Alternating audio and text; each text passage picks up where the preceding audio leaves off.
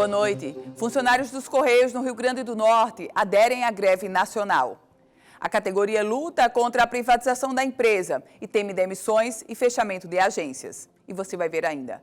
Menos de um ano após as eleições de 2018, a composição partidária da Assembleia Legislativa do Rio Grande do Norte já sofreu alterações. Com a confirmação de outras 2 trocas, a mudança deve ser de quase 30% da casa. E aqui no estúdio eu recebo o secretário estadual de Desenvolvimento Econômico, Jaime Calado. Hoje é quarta-feira, 11 de setembro de 2019 e o Band Cidade começa agora.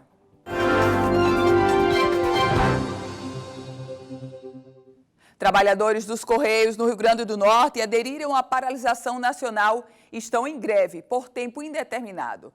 Os grevistas lutam contra a privatização dos Correios, anunciada pelo governo do presidente Jair Bolsonaro. A greve dos trabalhadores dos Correios é por tempo indeterminado. Os grevistas são contra a privatização da estatal.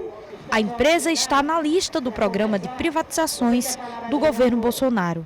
Ela vai trazer onerar, vai trazer tarifas mais altas, que eles vão trabalhar só com suco, só com filé dos Correios. A questão do monopólio, eles não vão dar importância nenhuma, entendeu? Não vão garantir as agências e com isso a população vai perder, porque vai encarecer os serviços postais.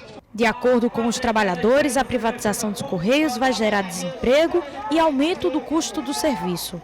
Os grevistas também afirmam que os maiores prejudicados serão os moradores do interior do estado, já que as 167 agências dos Correios espalhadas pelo Rio Grande do Norte poderão ser fechadas. Isso vai gerar um transtorno grande para aquelas cidades que nem banco postal tem. Nem banco postal sequer tem banco postal, aliás, banco convencional. Aí o Correio faz o papel de banco postal e tem um papel social importante nas agências do interior. A greve é um movimento nacional e foi deflagrada nesta terça-feira após votação em Assembleia. No Rio Grande do Norte, são cerca de 1.200 pessoas trabalhando nos Correios. Quanto à adesão, o sindicato não fala em números, mas afirma que o fechamento de agências acontece em todo o estado. Os servidores dos Correios, eles entram agora numa fase extremamente tensa e nervosa. A privatização dos Correios já foi definida pelo presidente Jair Bolsonaro, mas por lei precisa passar pelo Congresso Nacional. Portanto, para ter eficiência nessa greve, os servidores terão que pressionar, não o governo federal, porque esse já decidiu privatizar a estatal, mas pressionar o Congresso Nacional para impedir a venda dos Correios. Eu não vou entrar no mérito se vende ou não vende. Entro-se na seara de um papel social que os Correios têm, não só no Rio Grande do Norte, como em todo o Brasil. Os Correios, além da simples correspondência, eles ganharam diversos tentáculos de ações, sobretudo, inclusive, a questão dos correspondentes bancários. Há cidades, e o líder sindical foi muito feliz ao dizer isso, há cidades no interior do Rio Grande do Norte que não tem uma agência bancária, mas tem sim uma agência dos Correios que faz o trabalho de agência bancária. Política. Menos de um ano após as eleições de 2018, a composição partidária na Assembleia Legislativa do Rio Grande do Norte, acredite, já sofreu alterações e com a confirmação de outras 2 trocas, a mudança deve ser de quase 30% daquela casa. Alguns partidos, inclusive, ficam sem representantes. Um deles é o PSL, o partido do presidente Jair Bolsonaro.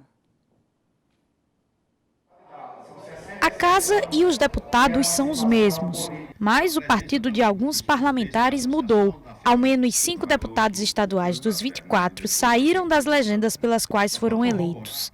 São eles Hermano Moraes, Cristiane Dantas, Coronel Azevedo, Eudiane Macedo e Ubaldo Fernandes. 2 dos 5 deputados estão sem partido. Eudiane Macedo saiu do PTC e conversa com o PRB. Já Hermano Moraes saiu do MDB e ainda avalia o próximo passo. O deputado recebeu convites de partidos como PDT e PL. Por questão de divergência política e ideológica, nós preferimos então deixar o partido e agora fazer uma análise para uma nova opção partidária. Com as mudanças, partidos como PPL, PTC e ainda o PSL ficam sem representatividade no Legislativo Potiguar. Isso porque 3 deputados saíram de suas respectivas legendas e já se filiaram a novas. Cristiane Dantas saiu do PPL e está no Solidariedade. Com a filiação da deputada, o Solidariedade passa a ter 3 representantes na casa.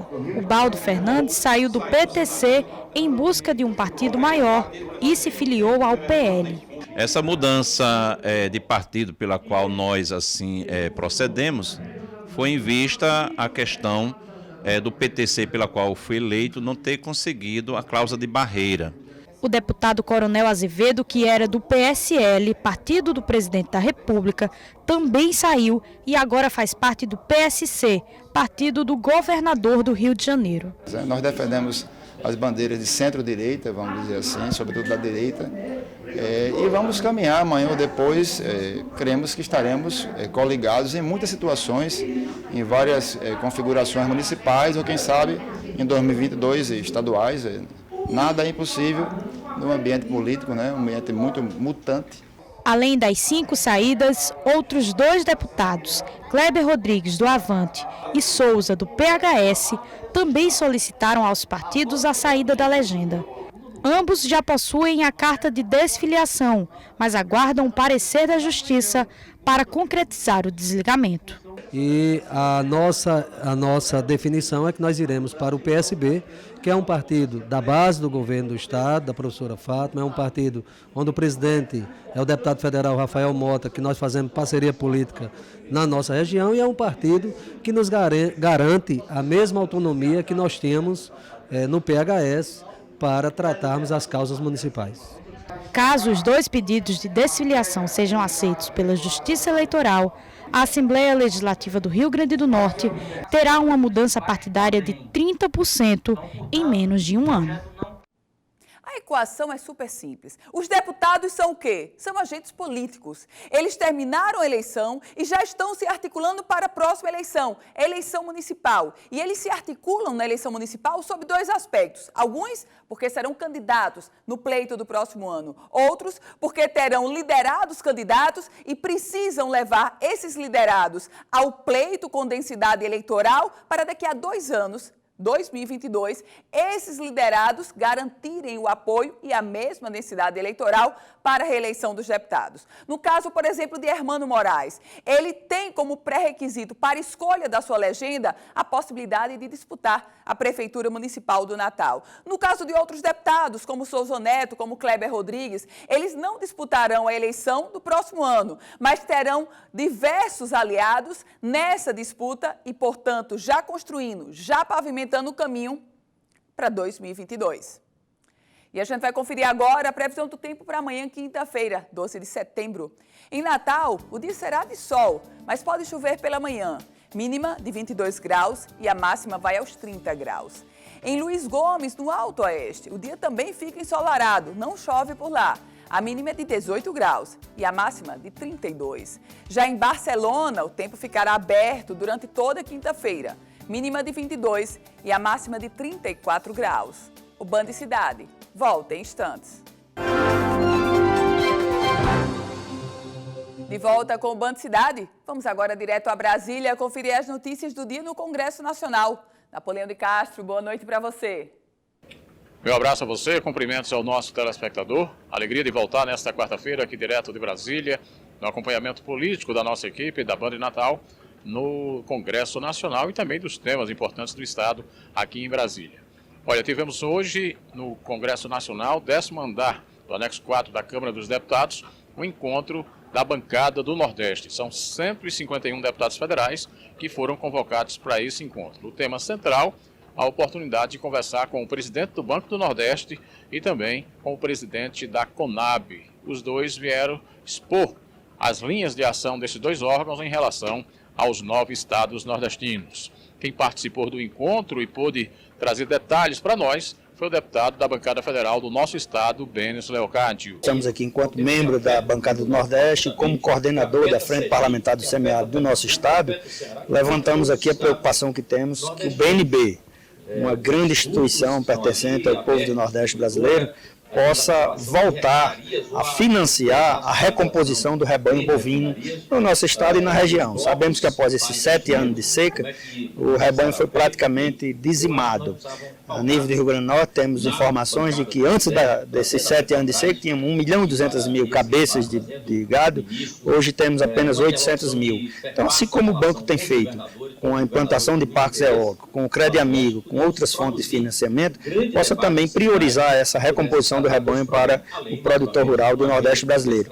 E a Conab, que teve um papel e tem muito importante na aquisição de alimentos e também na venda de produtos, assim como o milho, para a alimentação do rebanho, ela possa continuar fazendo esse atendimento a toda a região Nordeste. Quem também está em Brasília e participou desse encontro com a bancada federal é o deputado estadual do PT, Francisco, do PT do Rio Grande do Norte. Ele que vem, inclusive, tratar do tema da transposição de águas do São Francisco. E falou com exclusividade também a Band Natal. Essa obra da transposição é uma obra sonhada pelo povo nordestino há muitos anos. O Rio Grande do Norte será um dos estados beneficiados com o eixo norte, que levará as águas através do rio Piranhas-Açu. Tem também a nossa luta pelo canal do Apodi-Mossoró. Nós criamos uma frente parlamentar interestadual envolvendo os 4 estados beneficiados, Ceará, Paraíba, Rio Grande do Norte e Pernambuco. E estamos aqui nessa reunião da bancada federal do Nordeste, pedindo o apoio dos parlamentares de nossa região pela conclusão da transposição do Rio São Francisco, que é uma obra extremamente importante para garantir a sustentabilidade hídrica da nossa região e que vai beneficiar mais de 12 milhões de pessoas na região Nordeste, especialmente no Nordeste setentrional. Está aí, portanto, o deputado Francisco do PT conversando com a nossa equipe. De Brasília, Napoleão de Castro, para o Band Cidade. O quadro de Olho no Nordeste desta semana é sobre patrimônio histórico da região. Hoje, nosso destino, João Pessoa, capital da Paraíba.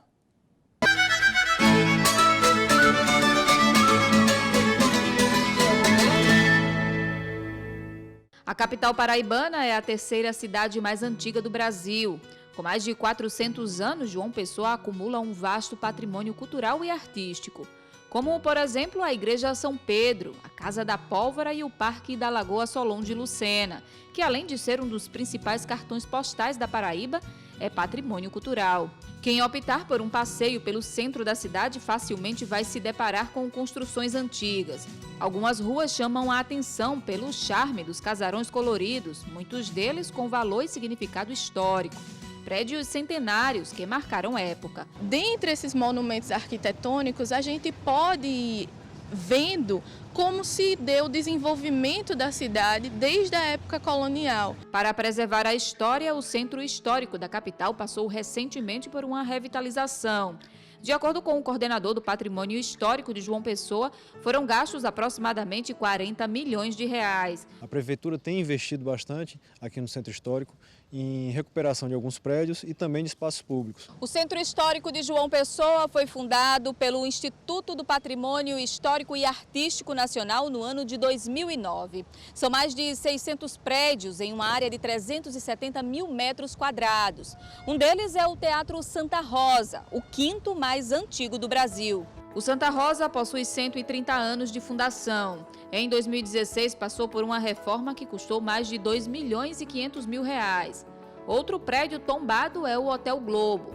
Construído em 1928, foi o primeiro hotel de primeira categoria da cidade e era ponto de encontro da alta sociedade. Hoje o local é aberto à visitação e recebe centenas de turistas diariamente, como o Francisco, que veio do Amapá e ficou encantado com a paisagem. Pela primeira vez estou visitando aqui esse centro e estou maravilhado. Já o Iraquitã veio de Parnamirim, no Rio Grande do Norte, e a satisfação é a mesma. O centro histórico maravilhoso, né? Muito organizado, muito bom, certo? Preservado, certo? E muito acolhedor também. No meio dessa beleza do Centro Histórico de João Pessoa, ainda é possível ver prédios pichados e em situação precária. O órgão responsável pela fiscalização para que tudo seja preservado é o Instituto do Patrimônio Histórico do Estado da Paraíba. De acordo com a diretora executiva Cassandra Figueiredo, As fiscalizações são realizadas periodicamente em prédios públicos e particulares. A gente tem que conscientizar a população de que é importante preservar. E isso não está de encontro ao desenvolvimento local. Muito pelo contrário, a preservação do patrimônio histórico, ela atrai turistas, atrai o desenvolvimento econômico. Você pode potencializar essa história, que é única, que é muito particular, em benefício próprio.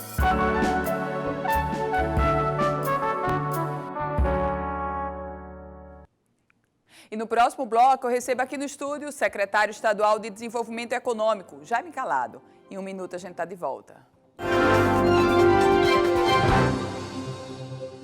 De volta com o Band Cidade. E vamos agora, hora de entrevista, porque eu recebo aqui no estúdio o secretário estadual de Desenvolvimento Econômico, secretário Jaime Calado. Boa noite, seja muito bem-vindo, secretário. Boa noite, Ana Ruth. É um prazer e uma honra estar aqui no seu espaço. Alegria recebê-lo aqui, secretário, para a gente falar sobre PROED, Programa de Estímulo ao Desenvolvimento Industrial. Os prefeitos têm se colocado contrários ao programa. Como é que o senhor avalia essa rejeição aparente da classe do Executivo Municipal, secretário? Alguns não entenderam ainda, nós estamos em pleno diálogo para esclarecer isso, e outros, porque hoje qualquer mudança que deixe de ter agora para só ter depois, as pessoas realmente... Mas o Estado não tinha outra opção.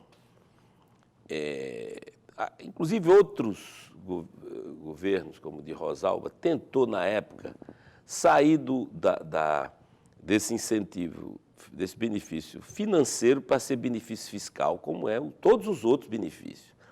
Mas na época não tinha uma lei que amparasse.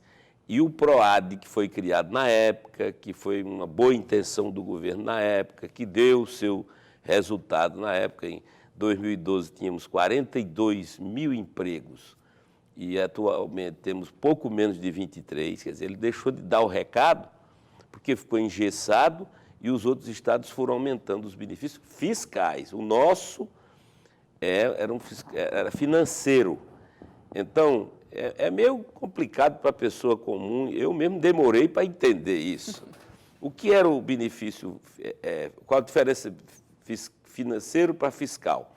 Financeiro é porque, teoricamente, os empresários todo mês pegavam um empréstimo na AGN, pagavam os 18%, depois o Estado devolvia os 75% do que ele pagou para a empresa. A empresa pagava juro, aquelas tarifas, etc. Só tinha o Rio Grande do Norte com esse benefício. E como o PROAD estava vencendo, e ele não era dentro do que prevê o CONFAS, essa lei 160, que é uma lei federal, que deu possibilidade dos estados oficializarem todos os benefícios para enfrentar a questão da guerra fiscal, o estado tinha duas opções. Ou encerrava o PROAD de vez, porque não tinha mais como continuar, ou copiava do estado do Nordeste um benefício fiscal. O que é que a nossa equipe, junto com as outras a equipe da tributação, do planejamento, fizemos? Pegamos o melhor de Pernambuco, que foi por área, né? Então, por exemplo, quem está aqui em Natal, São Gonçalo, Parnamirim, Bacaíba, os 5 municípios mais industrializados, ele começa com 75, podendo chegar a 80. Mas tem que ter contrapartida a cada 0,5% disso aí, que eu explico daqui a pouco. Qual foi outra coisa? Regionalizando, como Pernambuco fez com grande sucesso. Interiorização, secretário. Então, o que é? Você estando aqui, você pega de 75 a 80. Mossoró, que é o segundo maior centro consumidor, começa de 80, podendo chegar a 85.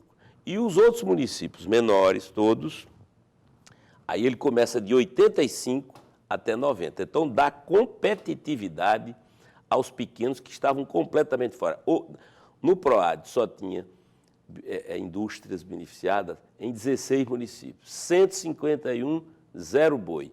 Agora, um prefeito do interior pode atrair empresas para lá, porque ele não tinha como competir de igual para igual com o Natal. Secretário, e o PROED foi lançado há pouco tempo, mas o senhor já tem feedback, já tem um retorno sobre como foi recebido por outras empresas que, de repente, já geraram interesse para se instalarem no Rio Grande do Norte? O PROED foi o primeiro incentivo que aderiu 100% das empresas que tinham PROAD, aprovaram de imediato. Então, além disso, muitas empresas vocês vão acompanhar, porque são empresas grandes, então ela não se instala no dia seguinte, mas há um diálogo permanente com várias empresas que vêm se instalar no Rio Grande do Norte. Outras daqui já anunciaram aumento de produtividade, expansão dos seus negócios, certo?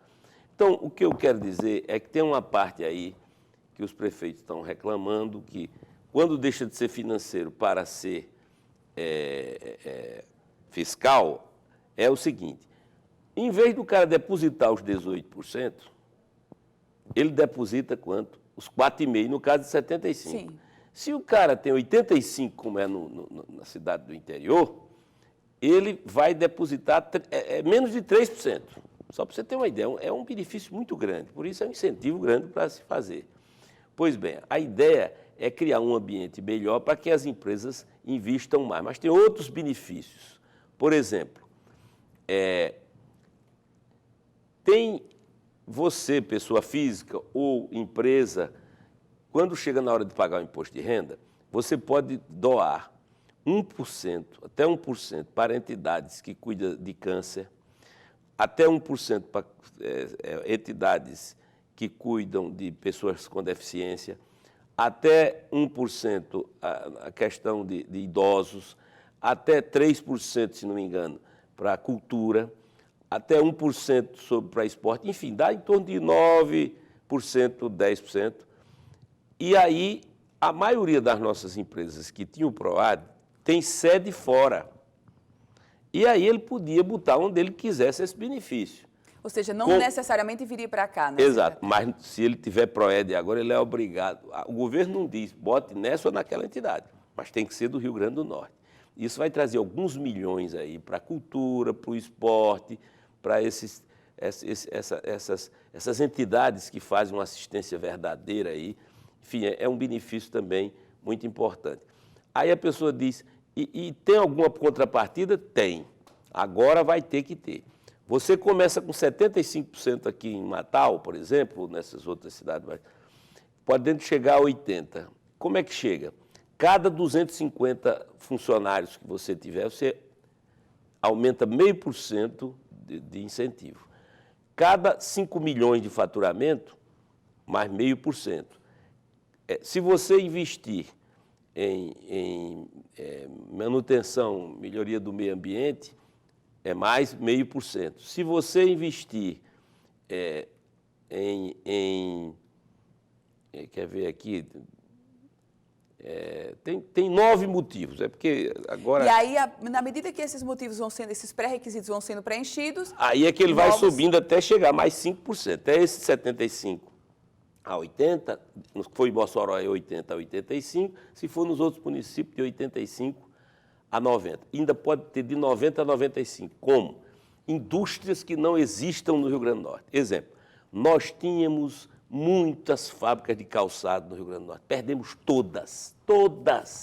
Não tem uma só. Não tem mais nenhuma. Então, nós botamos essa aí como economicamente estratégico, ou seja, se vier para aqui uma indústria de calçado, ele começa com um incentivo de 90%, podendo chegar a 95%, ou seja, ele começa pagando menos de 3% e pode reduzir mais ainda.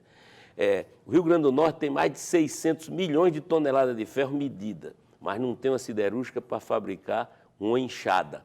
Então, se a siderúrgica se instalar aqui, ele começa com benefício de 90%, podendo chegar a 95%, como o Ceará fez. O Ceará deu 99% e tem uma siderúrgica, e não tem nem ferro, né?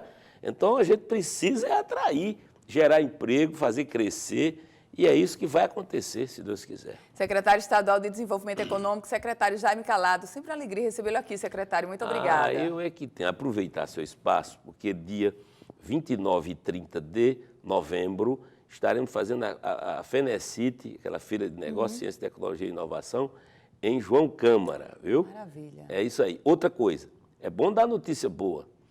Em 3 anos, o Rio Grande do Norte vai ter banda larga, internet banda larga com cabo em todos os municípios. E também todas as nossas rodovias estaduais estarão restauradas.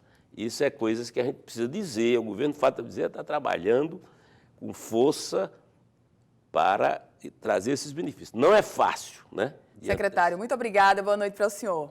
Que agradeço. E a gente vai ficando por aqui. A você uma excelente noite. Nosso próximo encontro amanhã, às 18h50. Até lá.